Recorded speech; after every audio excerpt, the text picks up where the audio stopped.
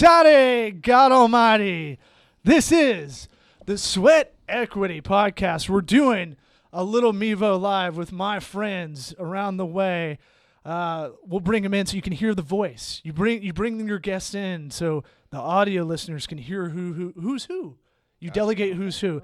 So sitting to my right is Digital Caviar's Michael Brown. What's going on, everybody? Let's bring you close. Let's get your soup cooler a little bit closer to that mic. You got to get right in that robot dick. You got to get it right into it. Yeah. Right. You can hear yourself. And then Damian Alpizar? Alpizar. Alpizar. It's like Alpizar. Exactly. Yeah, Alpizar. Did you love that song in the 90s? I did, and then, it caught on, and people started figuring out that it rhymed with my last name, and I was like, well, that ruined That got you a lot of song. puss? Yeah, well, So from 208 Monkeys, 208monkeys.com, let's get creative. See how I did I slid in y'all's slogan. I forgot Digital Caviars. We're doing this. How we looking over there on the Mevo? Looking good. All right, so we're on the Toco Works Facebook page, so this should be interesting. You can see my pasty white face. I'm going to refresh it. So those that are interested, we've been trying to test out this Mevo camera. What the deal is I heard this camera from Robert Kelly, a comedian, really funny dude, and he was like, yeah, bro, I got this camera in my pocket, and he can do his podcast from anywhere on the road, and it basically is like having a producer on hand that can switch faces for it. For you video production guys, this could be a very advantageous kind of tool for y'all, right? As soon as we figure out how to connect it, yes, and put it on the right cast, it'll be very advantageous. But it's really cool because it's like once we figure it out, it's like the first time you got the iPhone, you're like, I feel like my dad with the phone. Totally. But definitely a learning curve. But after that, I feel like it's all Bluetooth, so like it's wireless. It comes in. Did you say it can come in 4K or no? Yeah, you can do 4K, even though you can't really do much with 4K because most people don't have 4K TVs.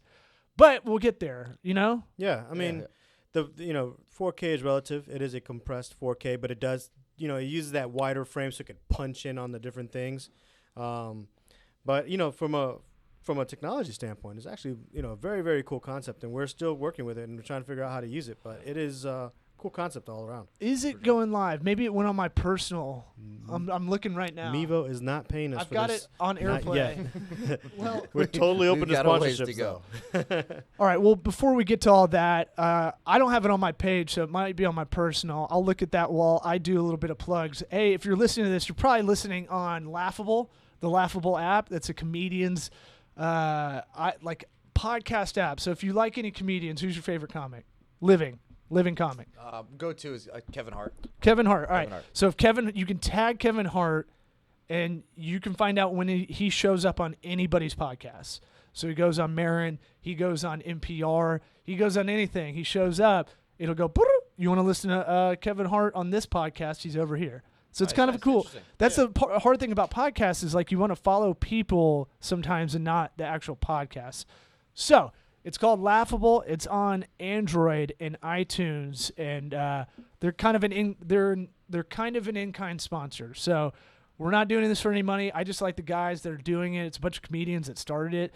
And then if you're old school and you want to do iTunes, that's fine too. That works as well. Give us a 5-star. Give a little review. Subscribe. That's the cheat code. That's the cheat code that moves us up. Look, this is a podcast about pragmatic business advice. Get you fired up. Get you motivated. I don't like Tim Ferriss shit. I don't like this shit where it's like, get your $1 billion friends and let's go make the next Uber. That's not practical. I think I want real practical advice. Like if you want to shoot video, the Mevo camera is what, $600, $400, something like that? Yeah, it's 600. I think it's cheaper than that. I think it's 600 with the little booster thing. But I haven't found anybody who said use it without the booster. So far, I'm like, if you're going to go all in, right? $600 is cheap. I mean, for video equipment, are you kidding me?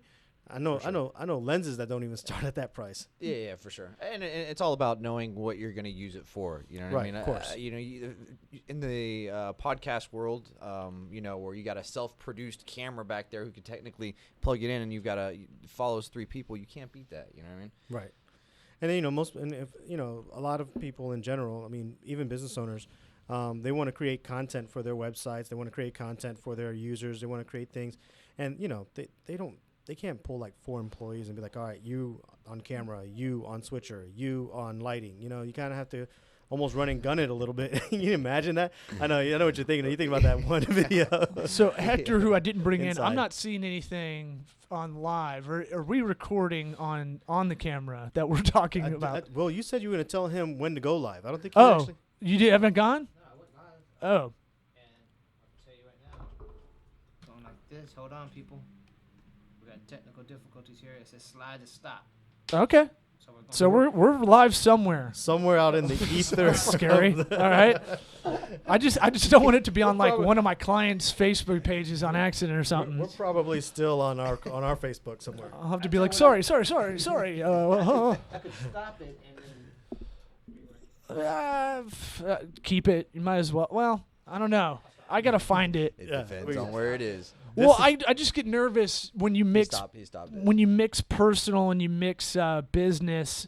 Facebook, when you're doing a lot of Facebook management stuff, you want to make sure to separate those two as much as possible. And sometimes I've never had it happen, but I've seen other stuff happen. I'm not gonna keep it. Keep it. Yeah, keep it. Sure? Yeah, keep it. We'll find it. Because I don't think I said anything terrible yet. Yet. Right. No, not yet. Not yet. The Right. podcast is early. All right. So yeah, do it from my personal. The one that has me in a bow tie, looking real hot, looking real girthy. That's the top one. Yep. All right. So Hector's the other brain behind 208 Monkeys. 208 Monkeys. I call it 208 because most people call it 208. Do It's they? Okay, yeah. Yeah. it's hard. It's got a better ring to it. Look, it's Yeah. hard coming up with names. People were calling us Taco Works, and I'm like, all right, well, that's my bad. But to me, that's like we need to get so much better that'll never be an error unless Right. it's someone that just completely doesn't know us. For sure. And I don't think you're ever gonna get away from that. You got to get right in this robot penis. Get intimate with it, man. Right. Get Right here. right there. Get Yeah. creative with Yeah. it. Mm. I think I should probably bring it up though, so that I don't feel like I'm. Yeah, you can do Crouched that. over, yeah. So meanwhile, while they figure out the robo, what Law Robot loves to dick. call robot dick. I'll check mine. So in the meanwhile, Nothing streaming on mine so far, but that doesn't mean anything. Where is it Look, going? I can show you. Where is it going? There's no, it's my Zelda post from earlier. That's it. which by the way, cool post. Thanks, man. I'm But a yeah, Zelda guy. We're talking about Mike didn't like it so much.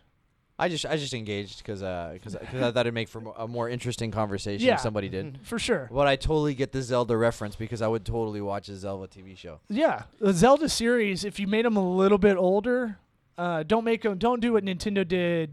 What, 15 years ago, 10 Mario? years ago? Yeah, they tried to make him Mario. It's, No, no, he- no, no. He's kind of like. We don't talk about that. Yeah, I like him as like more of a the Warriors style, like real grimy. You remember the movie The Warriors? Yeah, totally, yeah. I feel like he's like a street urchin kind of guy. Yeah. Yeah. There's a whimsicalness to, the Zelda world that I'd still like to maintain. For sure. It's you can make it older, and the thing is that here's the thing: a lot of people tend to, when they want to recreate a property, they always want to go dark, and sometimes that's cool, but it lived and all the fans loved it. When it had its like innocence and a little bit of brightness. So Mhm. some of that you might want to Mhm. keep, Except for the Dark World, except for the dark world. That which is half of Zelda. yeah. Well, in that case, then go dark there, and and Go dark in the dark Yeah. world. Yeah. Leave the light world alone. yeah, leave the whimsical stuff alone, and then just go really dark on the dark side, and you've got it. Like Ganon be Ganon. Whoever's out there, producing this Zelda property, call us. We have suggestions, Yes. and since we're a full production company with visual effects, we can help. Yes.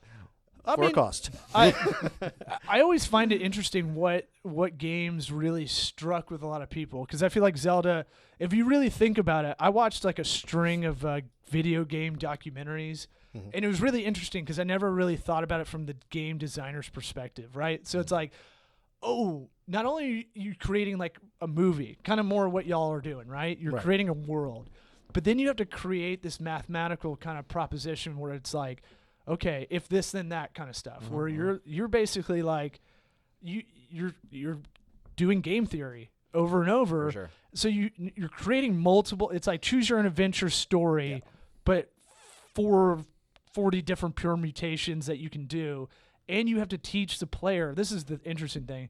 You have to teach the player how to use the person, like how to like gain skills over time. Yeah.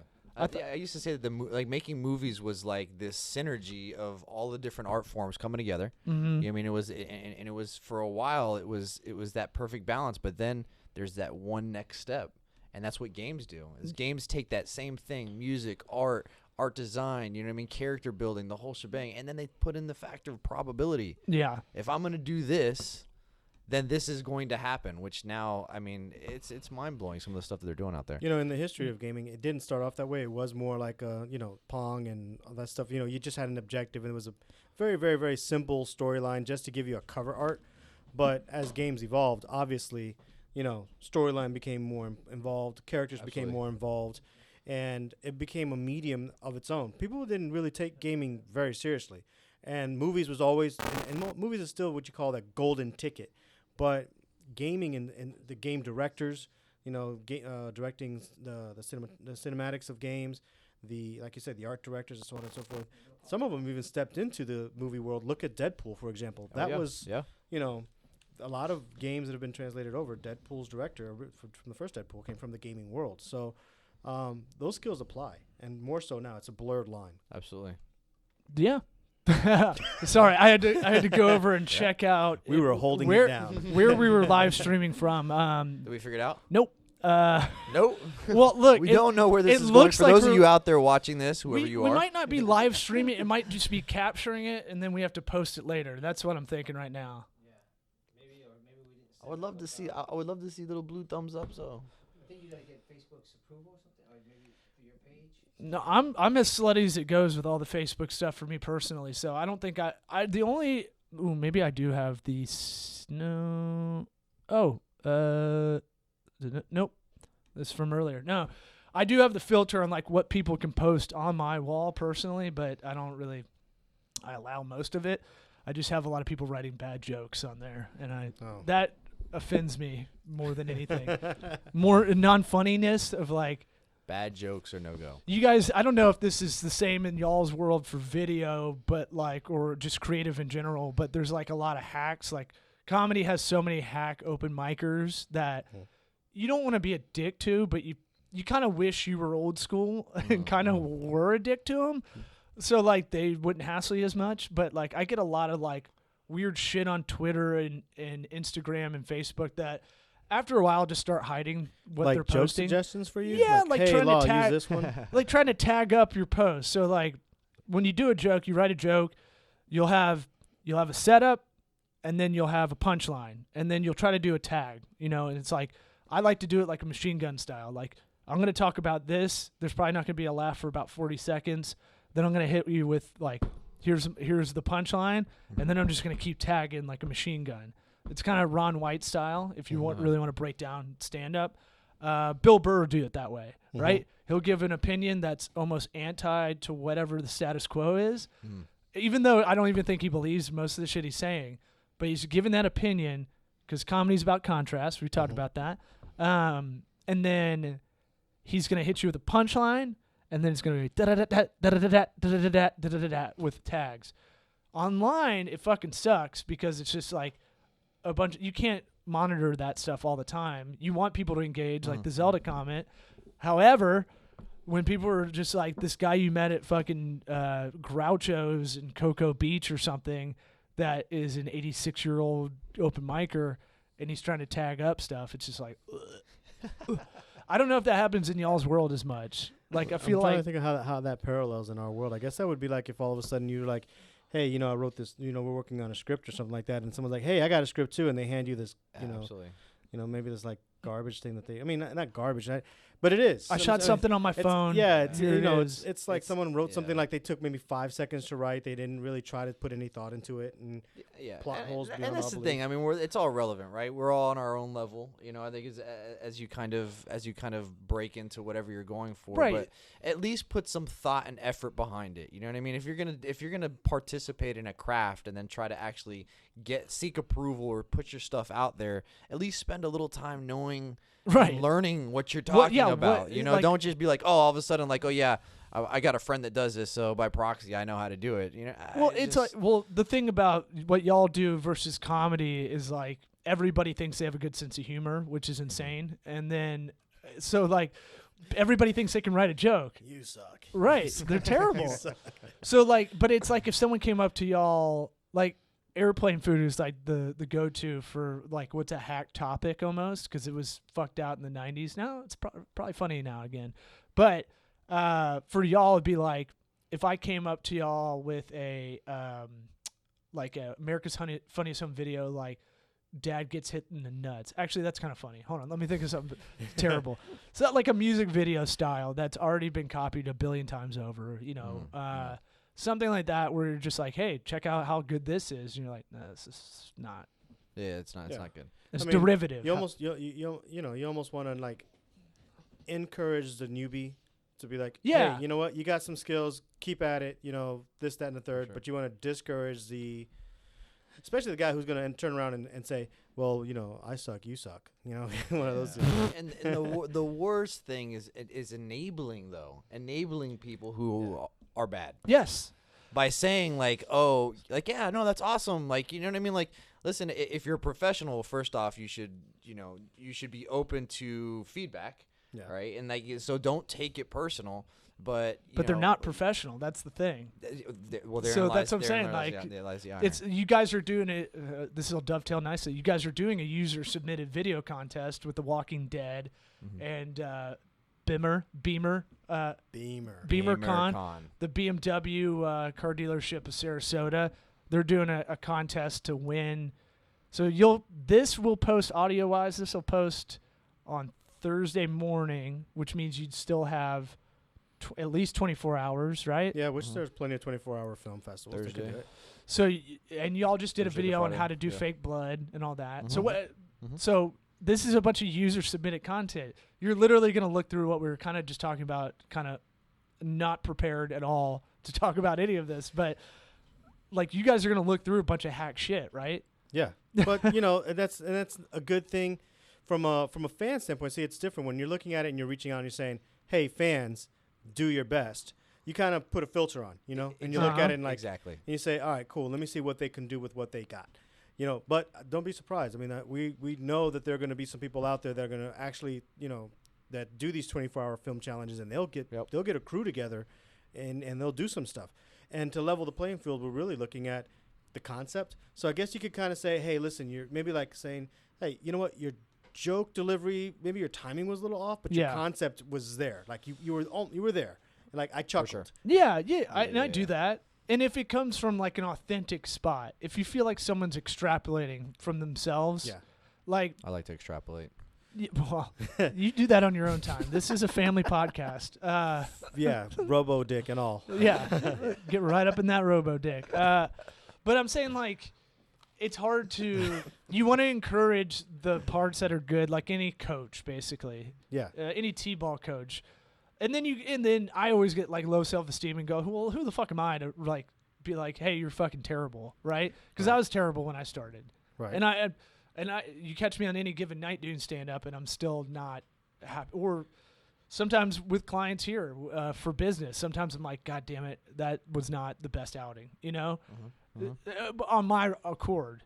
Sometimes you can't handle it. Yeah, well, I mean, all professionals fail. So and all professionals fail most times to become professionals. So I mean, like there's got to be that for sure. That whole like tripping over yourself and figuring out some mistakes and doing things like that. So we expect that regardless. What you're saying is when you get your dick knocked in the dirt, pick it out and get up and go. Yeah, those were my words.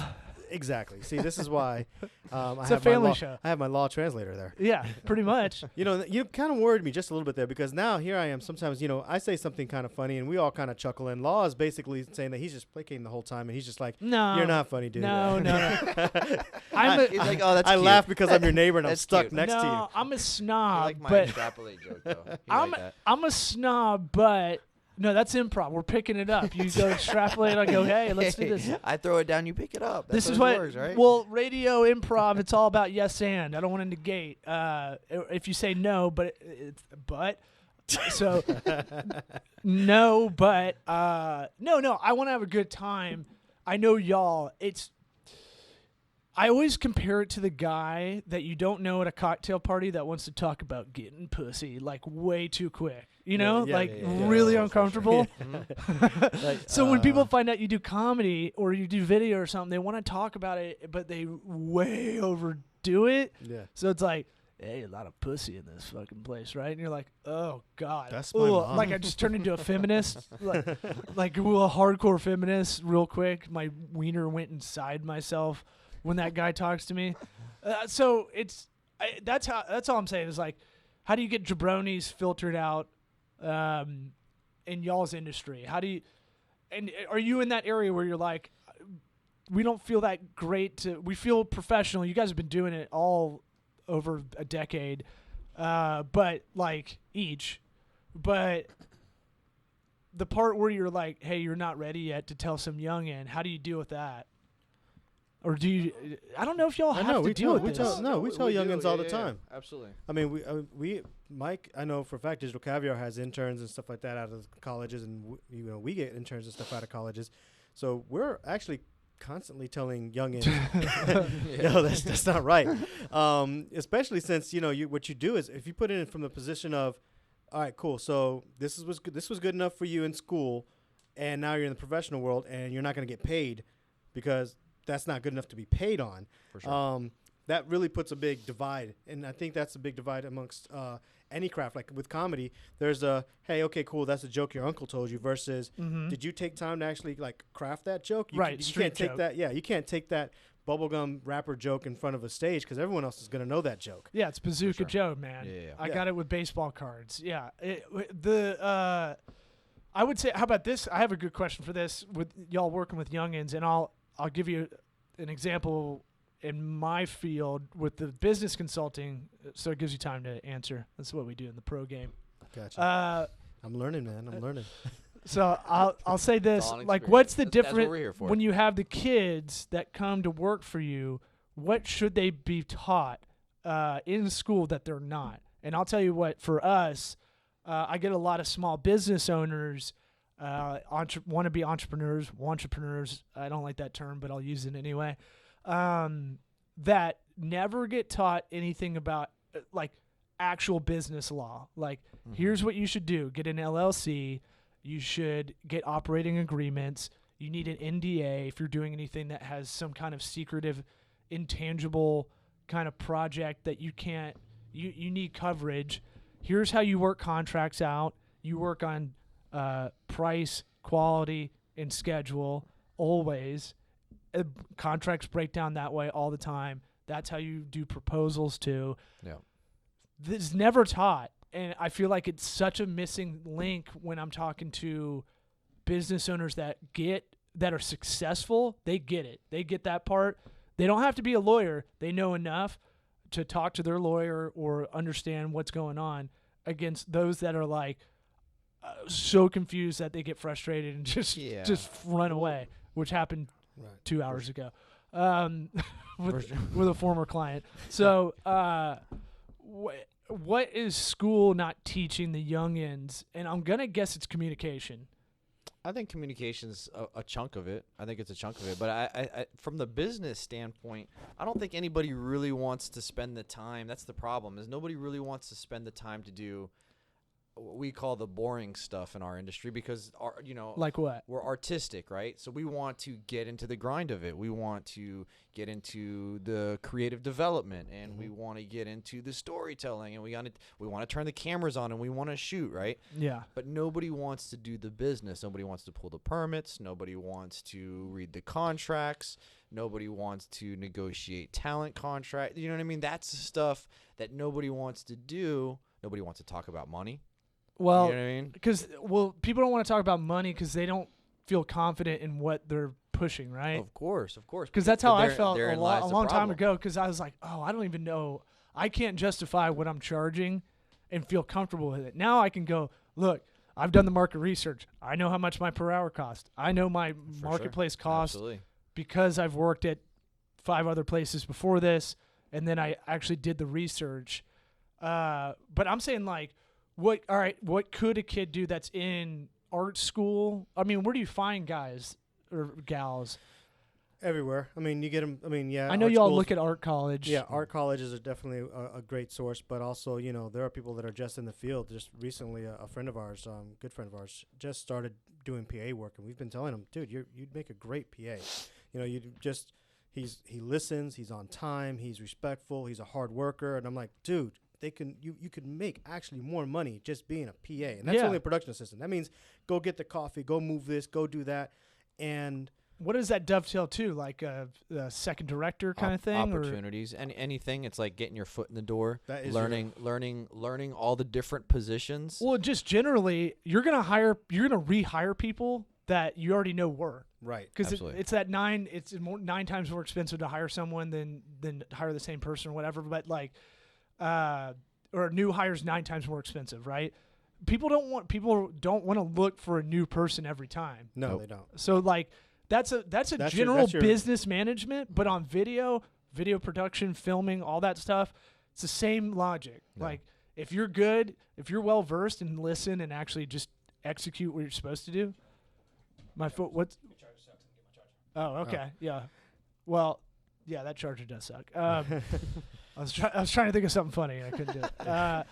But yeah, I'm saying, like, I'm sure you have guys that aren't as good, but you hire them anyway sometimes just because you know, like, hey, If they're reliable, comfortable. yeah, Yeah. if they're Yeah. comfortable and they're reliable. But I mean, the same thing goes for any business. I mean, if the person who comes in as, let's say, the secretary, hey, I'm answering phones, right. and you're at an ad firm or you're at a whatever, and you're answering the phones, you're getting the coffee, you're on time, you're dressed well, you're talking with everybody, you're interacting with people in that business. Oh, by the way, I do graphics as well, so if you ever need any help, Yep. I'll be glad. Let me jump on a project. Or, hey, by the way, lead graphics guy or gal, would you mind taking a look at some of my work? I mean, I know I'm just a person who gets coffee here, but I would love your critique. Well, you're there. They see you every day. They've been Right. seeing you for the past 2 or 3 months. That's Because those attributes bleed into everything, right? Right. So like, sure. if you're a good communicator at doing like the bullshit job, you're gonna be probably a good communicator when you get to the other levels that are what you want to do, right. Of course. because you value that and Yeah. you understand the empathy and ego that you need in that. And I think it gives you the confidence to make a decision and choose a direction. You know what I mean? As a PA, because you'll get stuck in, for instance, and this isn't just PA. You know, there's across the spectrum, but a PA will get stuck as a PA. People get comfortable calling me a Well- PA, and I get all the time. I get asked, "Well, How do you it's get been out of 2 that? years. Yeah. How do I get out of that mentality?" So with that also comes the confidence to know when you're ready to not be a PA. Yeah. And, you know what I mean? And Yeah, but yes, I'm saying yes, but I'm saying like most people need the advice on the incoming. You Of know, course. like Of course. like the rare is the person that's so good at doing that part that you really have to you have concern for that because they can figure it out. Right, Rarely of is course. someone so badass at being a PA that you'd be like, hey, you are ready to go to this next step. You know? Right. I mean, and a lot of it's, your own initiative too. I mean, that's one of the things that I think even coming out of any kind of college or anything like that, there's always that person who's like, okay, this is what I'm supposed to do, and I only do from A to Z because that's what I was told to do. Right. And then there's always that personality that goes and says, well, I know I was meant to do this, but I could also pick up that, or I could also go here. And you could do this with your clients as well. You do this with your customers as well. Like, hey, I know Mhm. that this is what you need, but let me give you a little bit of advice on this little piece over Yep. here Yep. that's going to make your overall experience a little bit better. You weren't paid to do that other little tidbit. You weren't paid to take it that little extra mile, but taking it there is what separates you from the person who's going to be stuck in whatever position it is forever and amen. That person who just takes it that little extra mile, they're the one that's the personality that's going to get out of the PA or whatever position. Yeah, and on the opposite side, I always looked at bosses I had that I actually still have as mentors. When I started this firm, I called them up and I said, hey, can I call you up when I get over my head? You know, there's going to be Damian and I have been working with some companies that are really big. They may be so big that I have to make that call and say, hey, can you give us some advice how to handle a franchise system with over 100 locations?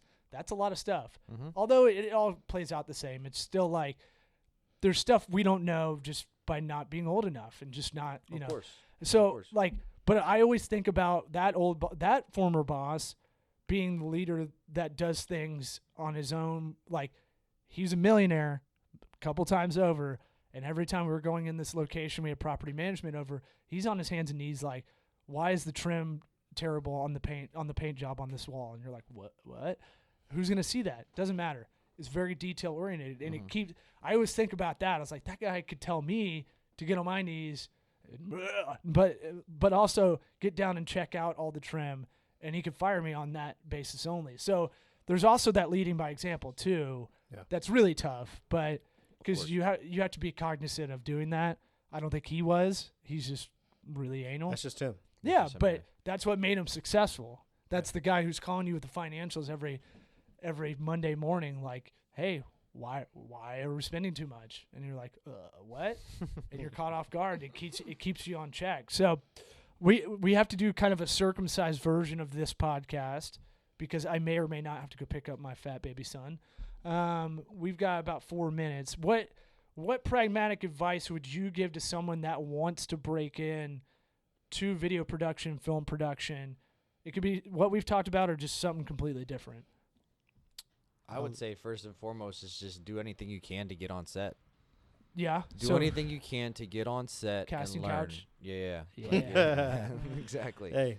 That's it, man. I mean, if you could get and it's not always on set too. You say, video production has many aspects of it. So, there's also the post-production side of things. So do anything you can to get with an editor or somebody that that's doing graphics or an audio or composing or whatever the case may be. Ask. If you find somebody that does that, ask them if you can just pick their brain and help them out however you can. Yeah, most people aren't douches, so there could be more you know. Yeah, right. So I think that if you approach anything, especially with this particular industry, there's the other option too. Yes, you can get on set. The other option is pick up a camera, start doing your own stuff, start getting your own little crew together. Do a few things here and there. I mean, you can now have Facebook Live, apparently, if you can get on it.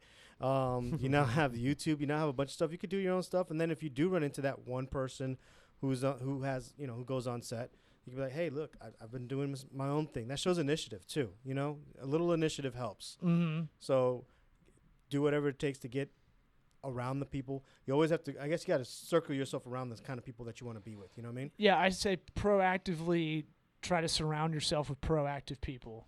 Yeah. That's fucking deep, right, guys? Totally. There you go. Hey, look, follow the Toko Works Instagram, and I'm giving out lessons learned for the next, over 30 days. We're going to celebrate our 2-year anniversary in June, and so the whole way up, I'm going to try to put one a day about some of the shit we learned or we already knew, but it's still good advice, mostly from other people. But Toko Works, TOCOWO, RKS.com is our website if you want to share this podcast along. Rate, review, subscribe, share, all that shit.